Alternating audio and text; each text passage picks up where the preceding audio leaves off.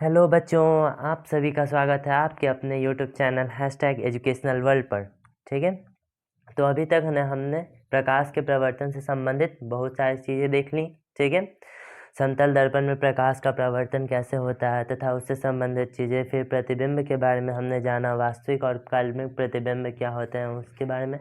उसके बाद हमने विपरिवर्तन, पार्श्व विपरिवर्तन तथा दर्पण के विभिन्न प्रकार को समझा। ठीक है, आज हम उससे आगे पढ़ने वाले हैं। ठीक है, ये वीडियो लेक्चर 3 है। ठीक है, अगर आपने इससे पहले की वीडियो नहीं देखी है तो उन्हें जाकर देखिए, लिंक आपको डिस्क्रिप्शन बॉक्स में मिल जाएंगे। आज हम जानेंगे, आज के टॉपिक हमने आपके लिए लिख के रखा है। तो टॉपिक आज के क्या क्या हैं, तो सबसे पहले हम जानेंगे कि गोलीय दर्पण के विभिन्न भाग क्या क्या होते हैं। ठीक है, सबसे पहले हम क्या जानेंगे, गोलीय दर्पण के विभिन्न भाग क्या हैं। उसके बाद हम पढ़ेंगे अवतल दर्पण में प्रतिबिंब बनने के कितने नियम हैं और वो कौन कौन से हैं। ठीक है, उसके बाद हम प्रतिबिंब की स्थितियों के बारे में जानेंगे। ठीक है, तो चलिए अपना क्लास स्टार्ट करते हैं इसी के साथ और मन लगा के पढ़ते हैं। अभी तक आपने हमारा पूरा सहयोग किया है और आशा है कि आप लोग आगे भी हमारा सहयोग करते रहेंगे। ठीक है, तो क्लास को स्टार्ट करते हैं। अब देखिए,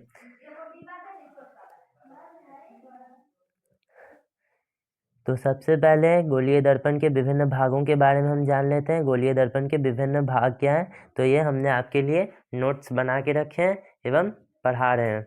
ठीक है, तो सबसे पहले गोलीय दर्पण। गोलीय दर्पण अर्थात इसको स्फेरिकल मिरर कहा जाता है इंग्लिश में। ठीक है, क्या कहा जाता है, स्फेरिकल मिरर। गोलीय दर्पण खोखले गोले का एक भाग होता है। पिछले क्लास में हमने इसका डिफिनेशन पढ़ा था। गोलीय दर्पण क्या होता है, किसी खोखले गोले का एक भाग होता है। ठीक है, क्या खोखला गोला मतलब कि जो कि ऐसा गोला जो किसी अंदर से भी खाली हो। ठीक है, मतलब गोले का एक परत होता है केवल। ठीक है, अंदर से भी खाली होता है और ऊपर से बस एक कवर होता है। ठीक है, जब उसको आधा काट दिया जाता है तो वो क्या होता है, एक दर्पण के रूप में बन जाता है। ठीक है, और दर्पण उसे कब कहेंगे, जब उसकी सतह चिकनी एवं चमकीली होगी। ठीक है, तो इतना हमने गोलीय दर्पण के बारे में जाना था। अब गोलीय दर्पण के भाग क्या हैं, तो सबसे पहला आता है वक्रता त्रिज्या अर्थात रेडियस ऑफ कर्वेचर। ठीक है, वक्रता त्रिज्या को इंग्लिश में रेडियस ऑफ कर्वेचर कहा जाता है। इसे आर से हम सूचित करते हैं। इसका डेफिनेशन क्या है, गोलीय दर्पण जिस खोखले गोले का भाग होता है उस खोखले गोले की त्रिज्या को हम क्या कहेंगे, वक्रता त्रिज्या कहेंगे। क्या कहेंगे, वक्रता त्रिज्या।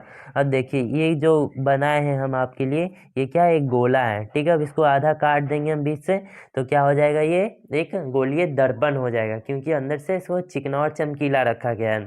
ठीक है, गोलीय दर्पण की तरह यह कार्य करेगा। ठीक है, जो इस गोले की त्रिज्या होगी ना, ठीक है, जो इस गोले की त्रिज्या थी उसी को हम कह देते हैं वक्रता त्रिज्या, जब दर्पण से संबंधित हम बातें करते हैं। ठीक है, तो इसके बाद आता है वक्रता केंद्र। अब ये वक्रता केंद्र किसे कहते हैं, तो देखिए, वक्रता केंद्र अर्थात सेंटर ऑफ कर्वेचर। ठीक है, इसे सी से सूचित किया जाता है, बगल में आपके लिए लिखा गया है। इसे क्या किसे सूचित किया जाता है, सी से। ठीक है, गोलीय दर्पण जिस खोखले गोले का भाग होता है उस खोखले गोले के केंद्र को वक्रता केंद्र कहते हैं। ठीक है, तो क्या होता है, गोलीय दर्पण जो होता है जिस गोले का भाग होता है उसका जो सेंटर होगा अर्थात केंद्र होगा, उसी को हम क्या कहते हैं, वक्रता केंद्र कहते हैं। आशा आप लोग समझ रहे होंगे मेरी बातों को। ठीक है, ये कुछ नहीं है, जैसे जैसे जैसे गोले का त्रिज्या होता है। ठीक है, जब इस दर्पण से संबंधित बात करेंगे तो हम वक्रता त्रिज्या कह देंगे। ठीक है, जैसे गोले का केंद्र होता है, जब दर्पण से संबंधित बात करें हम तो इसको वक्रता केंद्र कहेंगे। ठीक है, आगे देखते हैं क्या है। इसके बाद होता है ध्रुव। ध्रुव बहुत ही एक इम्पॉर्टेंट टॉपिक है और इसे मैट्रिक के क्वेश्चन में भी अर्थात 10th बोर्ड एग्जाम में भी पूछा जाता है। समझे, तो ये देखिए, ध्रुव का डेफिनेशन लिखा गया है, गोलीय दर्पण के ज्यामितीय अक्ष के मध्य बिंदु को ध्रुव कहा जाता है और इसे किससे सूचित करते हैं, पी से सूचित करते हैं। इंग्लिश में बोले तो पोल इसे कहा जाता है। ठीक है, तो देखिए, ये गोलीय दर्पण आपके लिए बनाया गया है। यहाँ पर क्या है, एक गोलीय दर्पण है। ध्रुव, ध्रुव किसे कहा जाता है, ध्रुव के बारे में समझते हैं। ध्रुव का डेफिनेशन हमने आपको पढ़ा दिया। अब देखिए पिक्चर में, जैसे कि ये क्या है, गोलीय दर्पण है, ठीक है, और ये क्या है, इसका वक्रता केंद्र है, सी पॉइंट, आपने पीछे देखा अभी, सी पॉइंट क्या है, इसका वक्रता केंद्र है। तो ये जो इसका क्या बोलते हैं इंग्लिश में, सॉरी, परिमिति, ठीक है, त्रिज्या क्या होता है, एक गोले का परिमिति होता है। ये जो परिमिति है ना, इसका जो मध्य बिंदु है इसी को हम केवल ध्रुव कह देते हैं, ठीक है। डेफिनेशन में भी लिखा गया है, ज्यामितीय अक्ष के मध्य बिंदु को कहते हैं। तो ये इसका ज्यामितीय क्या हो गया, अक्ष हो गया, ठीक है। जब दर्पण का बात कर रहे हैं तो ये इसका ज्यामितीय अक्ष हो गया, ठीक है। और इसका मध्य बिंदु जो कि पी पॉइंट है, इसी को हम ध्रुव कहेंगे। क्या कहेंगे, ध्रुव अर्थात पोल, समझे आप, ठीक है। उसके बाद आता है मुख्य अक्ष। मुख्य अक्ष किसे कहते हैं, तो मुख्य अक्ष भी एक बहुत इंपॉर्टेंट टॉपिक है, इसको देखते हैं। मुख्य अक्ष किसे कहा जाता है, अर्थात प्रिंसिपल एक्सिस।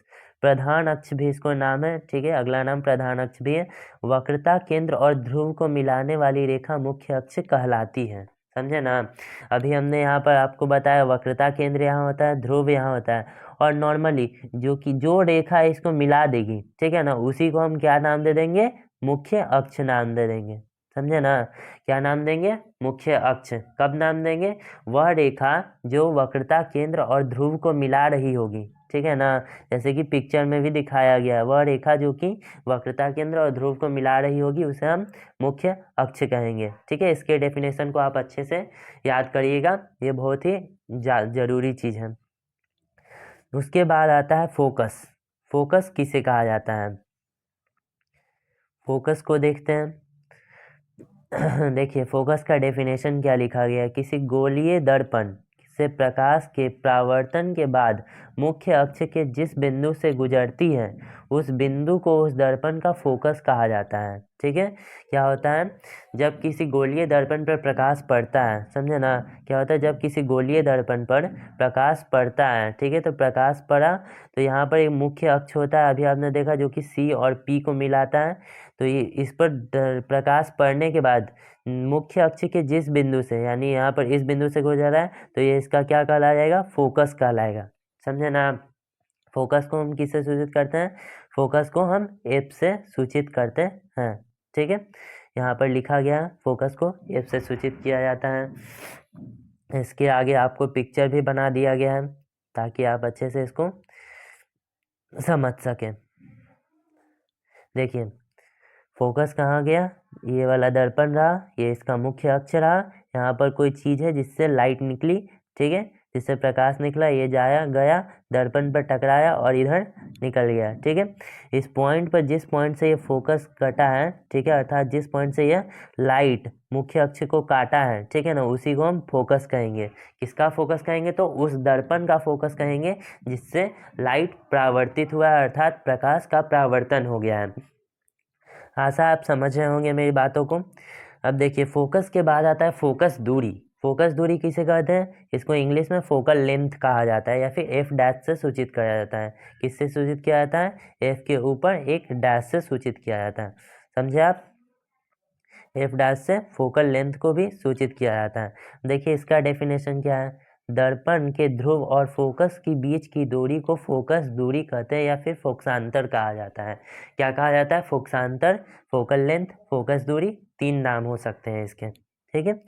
देखिए इसमें पिक्चर में भी आपको दिखाया गया कि ध्रुव यहाँ पर हुआ, इस दर्पण का ध्रुव, ठीक है, और इसका फोकस यहाँ पर बना, ठीक है। ये देखिए यहाँ से लाइट गया, यहाँ से मुख्य अक्ष को काट दिया इस बिंदु पर, तो ये इसका फोकस और ये इसका ध्रुव, तो इनके बीच की जो दूरी होगी ना, इसी को हम फोकस दूरी कहेंगे। क्या कहेंगे, फोकस दूरी कहेंगे। अब देखते हैं इसके आगे क्या है। देखिए यहाँ पर कुछ इंपॉर्टेंट पॉइंट्स लिखे गए हैं, जैसे कि वक्रता त्रिज्या फोकस दूरी की दोगुनी होती है। वक्रता त्रिज्या क्या होती है, फोकस दूरी की दोगुनी होती है। यहाँ पर आप पिक्चर में भी देख सकते हैं, देखिए वक्रता त्रिज्या यहाँ से लेकर यहाँ तक है, ठीक है। वक्रता त्रिज्या क्या है, वक्रता त्रिज्या यहाँ से लेकर यहाँ तक हो सकती है, ठीक है, वक्रता त्रिज्या, और फोकस दूरी बस इतनी है, ठीक है। वक्रता त्रिज्या यहाँ तक हो सकती है और फोकस दूरी बस इतनी है, इसलिए क्या कहा जाता है कि वक्रता त्रिज्या क्या होती है, फोकस दूरी की दोगुनी होती है, ठीक है। वक्रता त्रिज्या फोकस दूरी की दोगुनी होती है, और एक और रूप में इसे लिख सकते हैं या फिर बोल सकते हैं आप फोकस दूरी वक्रता त्रिज्या की आधी होती है, अर्थात फोकस दूरी बराबर क्या होता है r/2। ठीक है, फोकस दूरी क्या होता है r/2 होता है। देखिए वक्रता केंद्र को हम दो तरीके से लिख सकते हैं, C लिख सकते हैं अथवा 2F से लिख सकते हैं। इन दोनों से हम वक्रता केंद्र को सूचित किया जाता है। ठीक है, अब देखिए अवतल दर्पण में प्रतिबिंब बनने के क्या क्या नियम हो सकते हैं। ठीक है, तो देखिए सबसे पहला नियम, इसको आप अच्छे से याद रखिएगा, तभी आपका आगे किन किन स्थितियों में कैसे कैसे आकृति अर्थात प्रतिबिंब बनते हैं आपको समझ में आएगा। ठीक है, तो सबसे पहला नियम क्या है, मुख्य अक्ष के समानांतर आने वाली प्रकाश की किरण जो होगी दर्पण से परावर्तन के बाद फोकस से होकर गुजर जाती है। ठीक है, क्या होता है, मुख्य अक्ष के समानांतर आने वाली प्रकाश की किरण दर्पण से परावर्तन के बाद फोकस से होकर गुजर जाती है। देखिए ये एक दर्पण है, ये इसका मुख्य अक्ष है। ठीक है, देखिए जब मुख्य अक्ष के समानांतर प्रकाश की किरण आती है, ठीक है, तो और दर्पण से टकराती है, तो ये क्या होती है, दर्पण से परावर्तन के बाद फोकस से होकर गुजरती है। ठीक है, अर्थात इस पिक्चर में यहाँ पर इसका फोकस होना चाहिए F। ठीक है, क्या होना चाहिए, यहाँ पर इसका फोकस होना चाहिए अर्थात F होना चाहिए। ये पहला नियम है इसका, फिर से एक बार पढ़ते हैं, ज़्यादा अच्छा से याद हो जाएगा। क्या है, मुख्य अक्ष के समानांतर आने वाली प्रकाश की किरण दर्पण से परावर्तन के बाद फोकस से होकर गुजरती है। ठीक है, क्या होता है, फोकस से होकर गुजरती है। याद रखिएगा, पहला नियम बहुत ही जरूरी है। उसके बाद हम देखते हैं दूसरा नियम क्या है।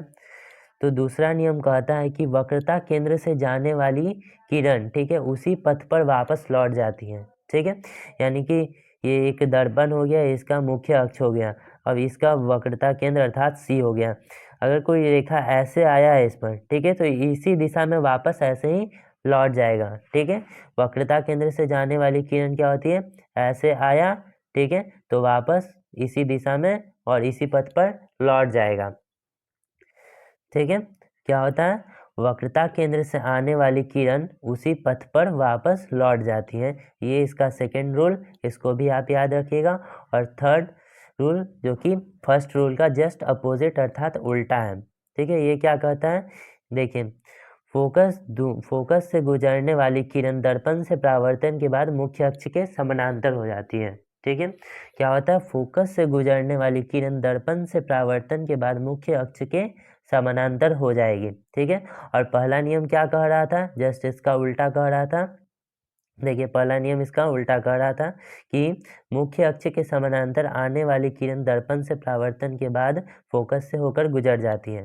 ठीक है, यानी कि मुख्य अक्ष के समानांतर आएगा, ठीक है, और दर्पण से परावर्तन फोकस से गुजर जाएगा। और इन थर्ड नियम इसका क्या है, जस्ट अपोजिट थर्ड नियम कि फोकस से गुजरने वाली किरण दर्पण से परावर्तन के बाद मुख्य अक्ष के समानांतर हो जाती है। यानी कि एक बार समानांतर आएगा तो फोकस से गुजरेगा, ठीक है, अगर फोकस से गुजर गया तो समानांतर हो जाएगा। समझ रहे होंगे आप, ये दोनों नियम एक दूसरे के उल्टे हैं अर्थात अपोजिट हैं। अब देखिए यहाँ पर कुछ स्थितियाँ लिखी गई हैं, जैसे जैसे कि प्रतिबिंब बन सकता है एक दर्पण में।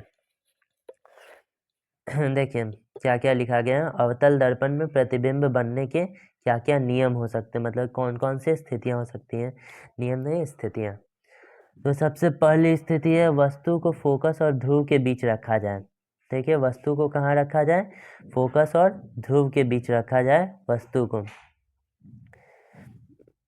देखिए वस्तु को फोकस और ध्रुव के बीच रखने का मतलब है कि ये एक दर्पण है, ये इसका फोकस है और ये इसका ध्रुव है, यानी कि कहीं यहाँ पर रख सकते हो आप, इतनी दूर में कहीं भी। ठीक है, इसको हम पहले स्थिति कह सकते हैं। उसके बाद दूसरी स्थिति फोकस पर रखा जाए अर्थात F पर वस्तु को हम रखें।